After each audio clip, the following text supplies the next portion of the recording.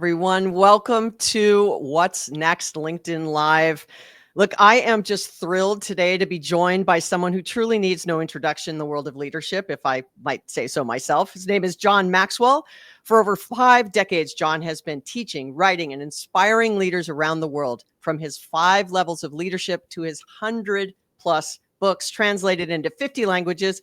He's shaped how millions think about what it means to lead well.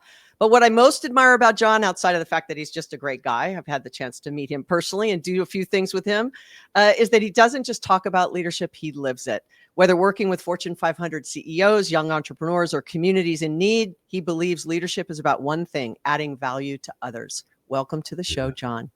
Hey, thanks, Tiffany. Great to be with you. I'm very excited about what's next and what you're doing. So let's go help some people. What do you say? I agree. Look, I obviously have known your work for a very long time. And a number of months back, I was grateful and humbled to be invited to speak at one of your conferences. Yeah. And what I'd say is the audience was just so engaged, so present, so there, so open, so kind. Like, it was such a wonderful community. It was maybe 75 people. It wasn't very large. It was a very intimate group.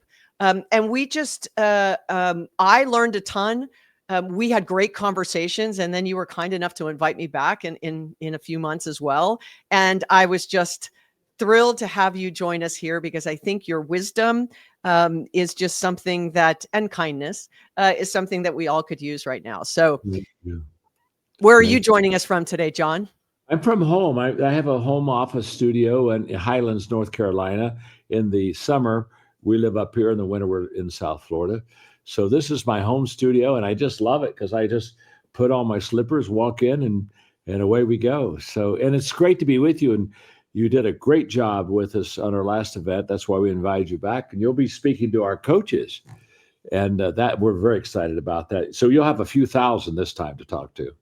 Well, I know it will feel just as intimate as the last one, but Yeah. Let's dig in, because I know, getting an opportunity like this to talk to somebody who's been talking about, writing about, advising on leadership for so long.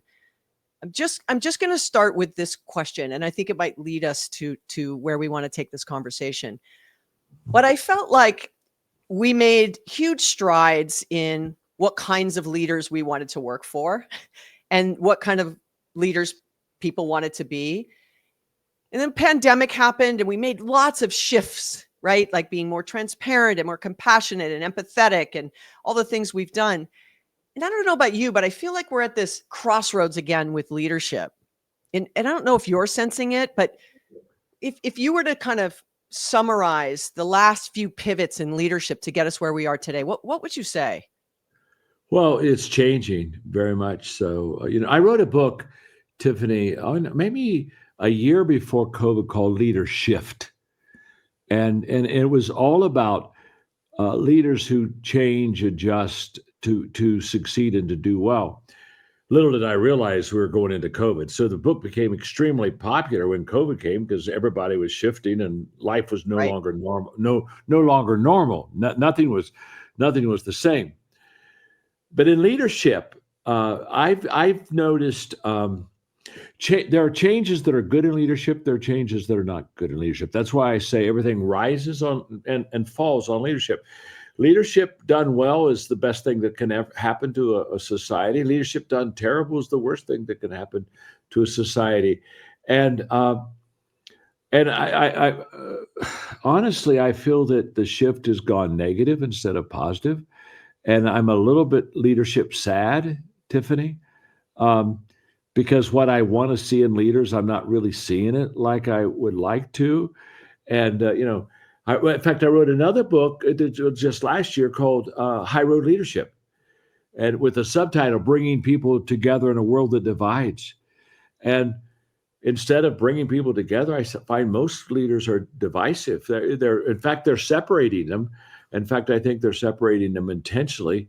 They're not leading for the whole or for the big picture. I think they're leading for personal growth, for personal advancement. I think their agenda is not the people. I think the agenda is theirs.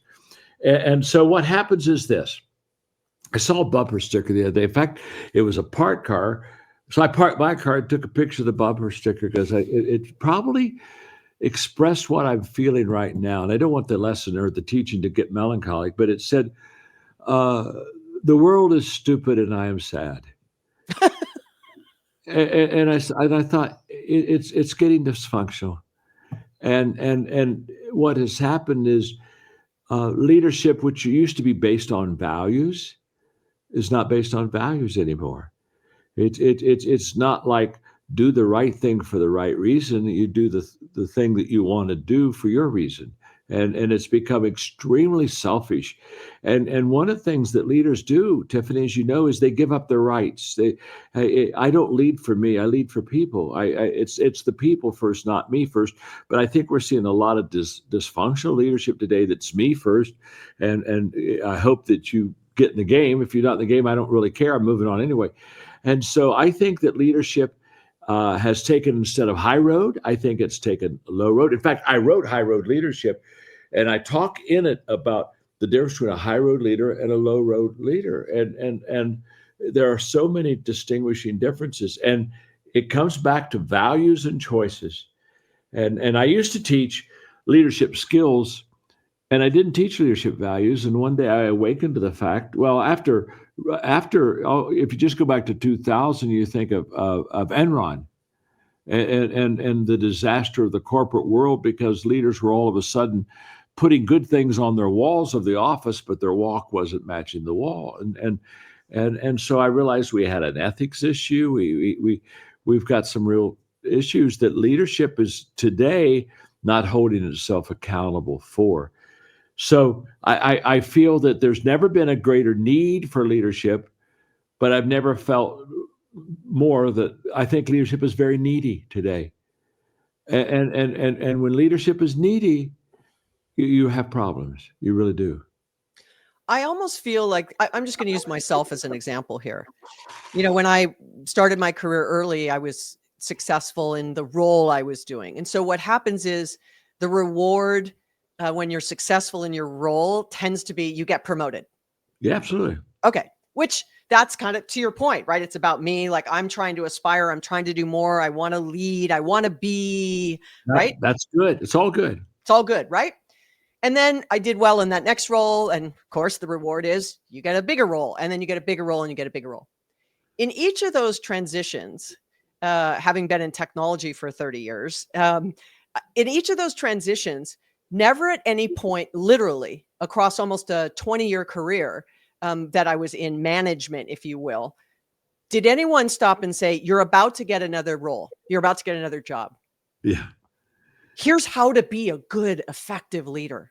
Let's get you a coach. Let's assign you a mentor. Let's have you shadow someone, go be someone's chief of staff for 6 months so you can learn how to run an effective meeting and how to make really good choices and how to deal with difficult employees or whatever it is that you may need to do, versus sort of just tossing and be like, I've been an individual contributor. Now all of a sudden I got to manage people who maybe I even used to work with. Now they got to work for me. And there was no sort of setup for success outside of, I'm going to read a John Maxwell book, or I'm going to read 7 Habits of Highly Effective People, or I'm going to read In Search of Excellence. I'm really dating myself on when I was first leading, right? But that was a good book. Yeah, it was a great book. So you get the point that I feel like there's this gap in current leaders, unfortunately, good or bad, let's just say good leaders. It's not about tapping someone below and giving them an opportunity. It's about tapping someone below, giving them an opportunity, and then setting them up for success. Totally. 100%. We have to stop going to the next level, and we need to start growing to the next level. See, you're describing the scenario for all of us. I didn't have any coaching. It was like, okay, you're on this next level. And I kind of said, okay, what's this look like? And how do I develop myself? Because there wasn't anybody to develop me. That's going to the next level. What you're talking about is ideal leadership, where there is mentorship, coaching, context, everything, to you're growing to the next level. And here's what I know. If you go to the next level without hope, there's a high rate of failure in that. But if you grow to the next level, you may be over your head, but you won't be over your head long because you're growing. You're going to get above water very quickly. And so great leadership There is no success without a successor in leadership, and there is no successor that's successful without mentoring, development, training, equipping, caring, doing all things necessary to cultivate and nurture that person in the place that they really are. And so when we get nurtured, we get cultivated, mentored, we're extremely fortunate. So my whole responsibility is this. In fact, I was reading a book recently, by Bill Belichick. He had a great statement. Of course, he's known as a great coach, but he had a great statement. He said, I never promoted anybody on my staff to the next position until they had trained and promoted somebody to take their position. And he said, why would I lift somebody to another position and have a vacancy at a lower level? He said, I don't have vacancies at all. I make sure that that position is filled. And now you deserve the next position because you've trained and equipped. And I thought, how wise that is. And I think we would be better in leadership if we took more care of the people that we are developing and enabling and equipping than we are about my journey. It's a leader never can think of himself or herself first. It's always others first. And so it's not like my journey, it's our journey. Agreed. And success has to be linked with others. Violate that principle, and you don't have good leadership at all. Well, so for those of the listeners that are here going like, oh my God, that's so me. Like you said, this is almost everyone's path, right? They get promoted, the Peter principle to your level of incompetence, right?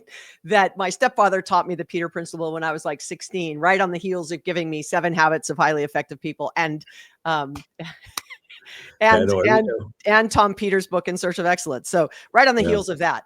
But I would say that if they're listening and they're like, I don't have a mentor, like they haven't set me up for success and they're responsible. So they're like, listen, I hear you, John, Tiffany, like, how do I can't fix above me, right? What can I do besides maybe going and getting a coach, which not everyone has access to do. But if someone's listening and goes, I'm hungry, I'm starving, I'm curious to be a better leader.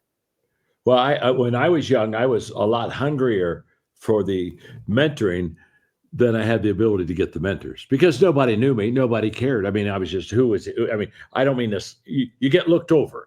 You get looked over because you're starting out. So what I tell people constantly is you have to initiate this growth process yourself. My first mentors I never met. They were books that I read. And my mentors were people that I went and listened to, but I had no connection with them. And so therefore, I think the key is this. Earl Nightingale said, if you'll spend 1 hour a day, every day on the same subject in 5 years, you can become an expert on that subject. Now, you and I both know, Tiffany, you don't become an expert because the more you know, the more you don't know. And the more you know, you don't know, the more you know, you need to know. So I think expert is I think we need to just understand there are no experts. I don't look at myself at all as an expert. I'm still learning. I'm still growing. But here's what I do know. You have to take responsibility for your own growth. And so therefore, find out the areas that you feel you're strong in, because here's the other thing is you've got to put your time and effort in your strengths, not your weaknesses. And so what I tell people is you're not going to find a mentor immediately. So you have got to create your own mentors through reading and through listening and things like that. And this podcast, Tiffany, this is a mentoring session today. Yes. And you are a mentor literally to hundreds of thousands of people because of what you put out, the guests that you have, what you teach. So you have to become intentional in your growth. One more thought is I had a mentor when I was 25, 26. We were having breakfast and he said, John, what is your plan for personal growth? And I had none. And it was an awakening. It was the first moment I realized that growth is intentional. Getting older is automatic. Just keep breathing. Getting better, that's not automatic. So I think it starts with, I don't have a mentor. So let's go develop your own mentor through books, personal growth plans, find out what your strength is, listen, read in those areas, learn in those areas, and practice them. You got to practice is the key to growth. It's not what I know mentally. It's what I do in the practice session. Start off there. Eventually, what happens is you connect with others and the mentors come, but the mentors very seldom come early in life. They come a little bit later.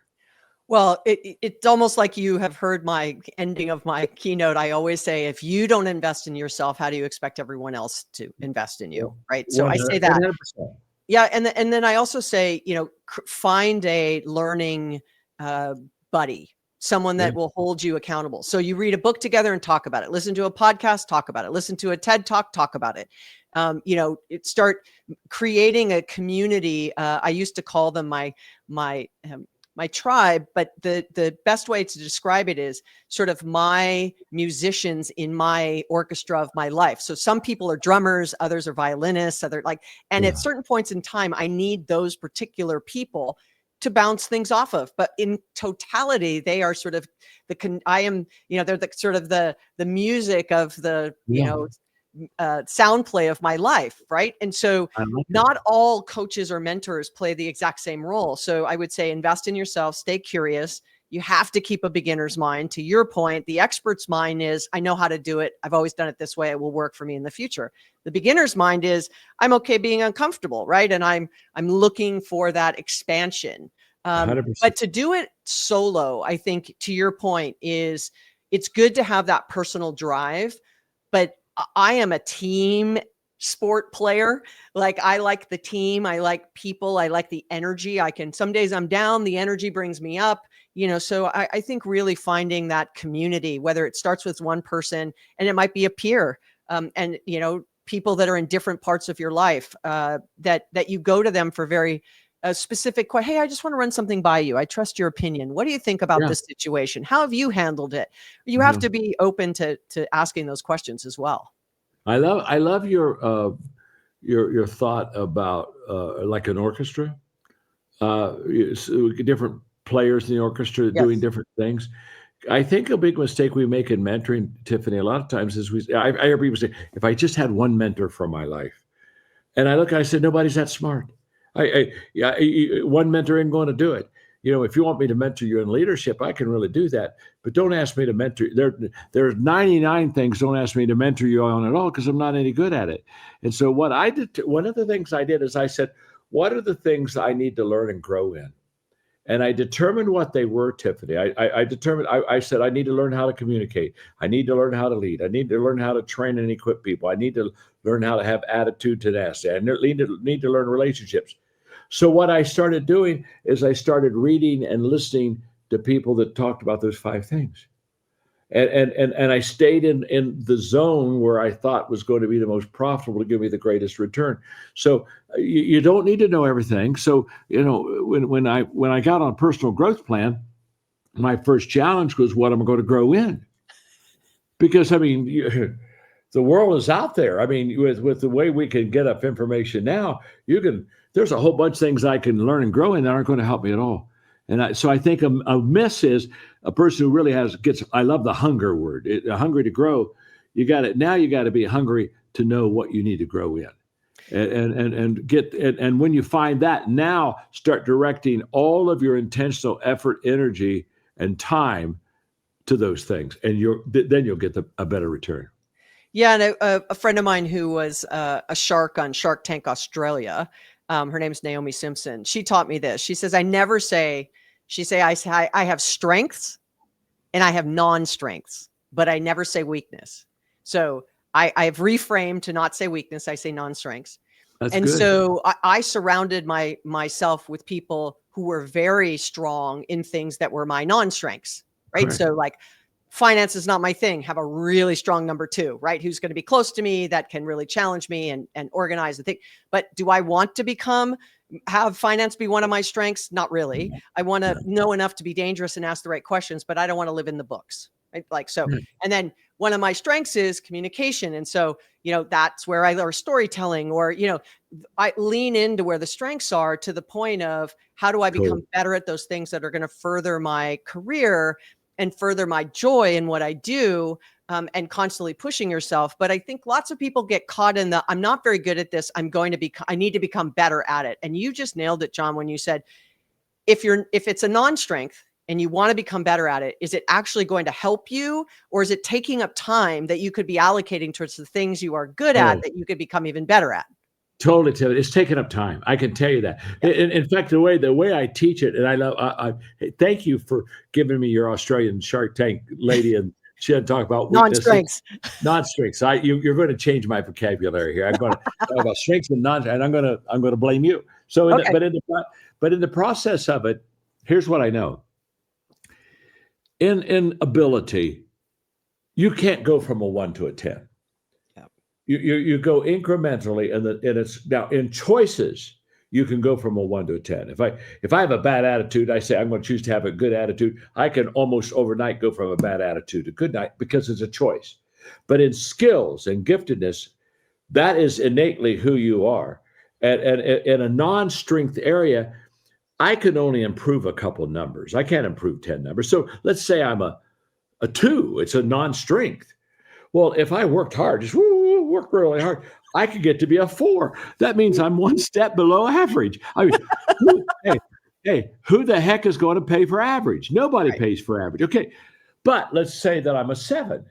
I'm a little bit above. Now I'm in a strength area.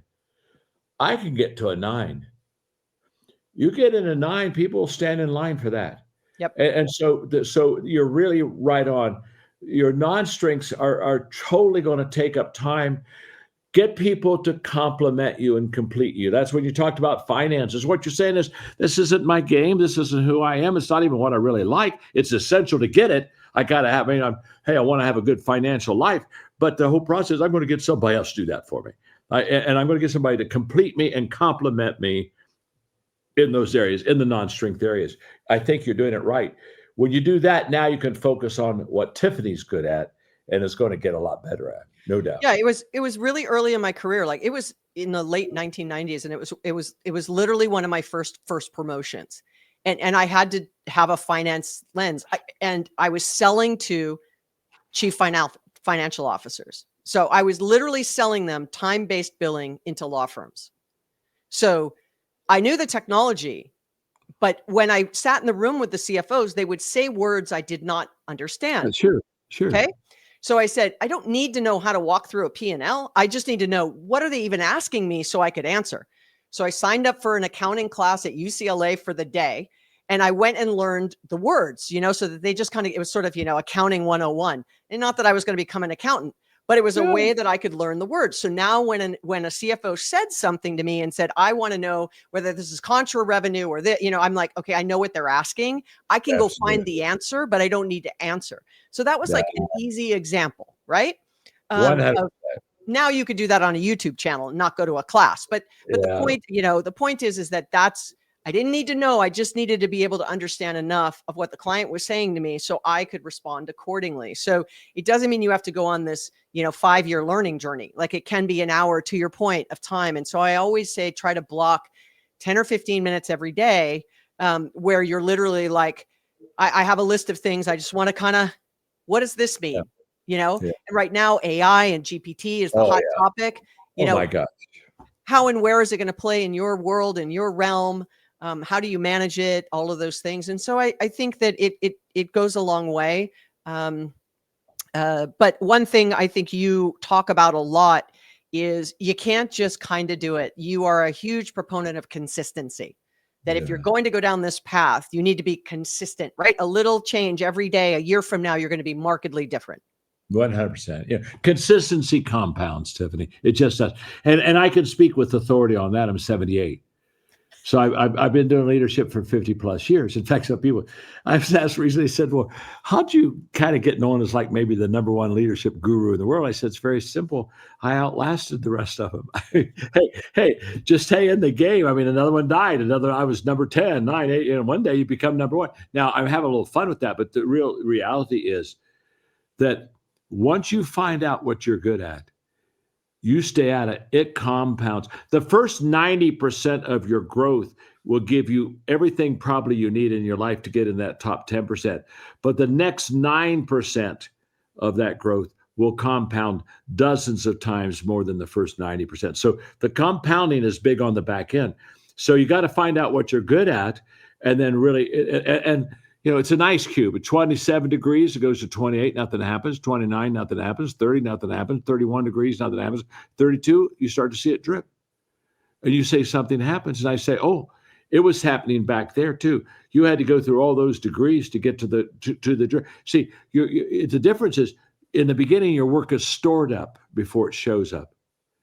And consistency allows it to show up. If you're not consistent, you have stored up treasure that never shows up. And so you never get the return on it. So you've got to stay in the game long. Hey, you got to get the ice dripping. And when the ice dripping, but you didn't get good at 32 degrees. You were good at 20. You were just as good at 28, 29, 30, 31. It just showed up at 32. And so many times people miss that showing up as, oh my gosh, they finally made it. No, they were making it back there. They stayed consistent so it would show up. It's like being an overnight success as a band or a singer, right? Or they're an overnight success. It's like, no, they've been on, comedy stages in the, sticks and nobody in the audience for 10 years until they got this and then you see them on a HBO special and you're like, wow, who is this? An overnight sensation. It's like, no, not really. I've been doing this for 25 years, getting to the drip, right? Yeah, all my life I've been working on overnight. Bob Taylor's a friend of mine, and I was just with him at Taylor Guitars. He's the Taylor guitar guy, and he was telling me about Taylor Swift.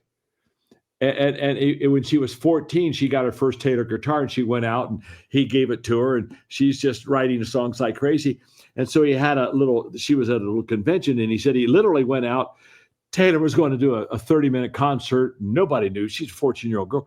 And he's going out in the hallways telling people, you got to come in and hear this girl. She's really good. You'll really like her. He's driving people in to hear Taylor Smith, and he gets 100 people. Whew, I got the room full. Now this little 14-year-old girl, Taylor Smith. Can you imagine Taylor Smith needing anybody to help her get a crowd? But can I tell you something? In the beginning, she needed somebody to help her get a crowd. But consistency, hey, now look at her. She doesn't need Bob, me, or you to help her get a crowd now. She does not. But it compounds. It compounds. She was good then, but consistency incrementally makes you get better. You don't take the mistake in success is people think you take giant leaps, right? I made one great decision, and oh my gosh, and it just turned me around. And they got the secret sauce stuff that is just a bunch of baloney. That it's not true. There's no secret sauce to success. It's consistency, doing the right thing over and over again, and it compounds. It just works that way. Yeah, and sometimes you'll go like, I'm successful. I can rest on my laurels. Like Bill Gates, that success is the worst teacher, right? Because then you're just like, I got it nailed. I don't have to do anything different. I could just terrible teacher. Success makes you think you can't lose. It's a terrible teacher. Yes, you lose much more out of your losses and failures than you do out of your successes and wins. Always. My gosh, I wrote a book a few years ago called Sometimes You Win, Sometimes You Learn. Yep. And let me tell you, I've learned a lot more in my losses than I have in my winning. No doubt. Well, I love that. And I could keep going, but we're out of time, John. Like this just flew by. So it's fun. It's fun. There are so many things I would want to continue to talk to you about, but sure. I hope, everyone listening has enjoyed. Don't forget, please put some questions in. We'll get to them after this conversation. But John Maxwell, it has been an honor and a pleasure to have you on. Outside of just Googling your name, right? What's the best way people can get their hands on the wonderful materials that you offer out to the world? Honestly, just go to the web. Just go, if you just look up John Maxwell, you're going to get much more than you ever wanted or bargained for. I mean, I have coaching companies. I have 7 companies. I mean, it's, again, when you're 78, you've just built it. It didn't get big automatically. It just got big because it was continue. So if they just go to the web, I mean, if they want to be on one of my, we have the largest coaching company in the world. We have 60,000 coaches in 172 countries. In fact, that's what you're coming to and going to speak for our coaches. So anyway, they just go to the webpage. They'll find out. They'll find out more than they really want to, probably. But the reason it went so fast is because it was so fun. And fun flies, doesn't it? It just flies. So you did a great job. Thanks for what you do. I've learned so much from you. I want to learn more from you. You help me get better. You help me grow, but you're helping hundreds of thousands of people grow like me. So you have such a vital, important place in the world of helping people do well. So congratulations and keep doing it. And I'll be a fan, just cheering you on. Well, thank you, John. I'm honored and blessed to call you a friend. I'll look forward to seeing you in a couple weeks. Thank you, everybody, for joining us on this episode of What's Next LinkedIn Live. And we just appreciate you joining us. Thank you, everybody, and see you next time. Bye, John.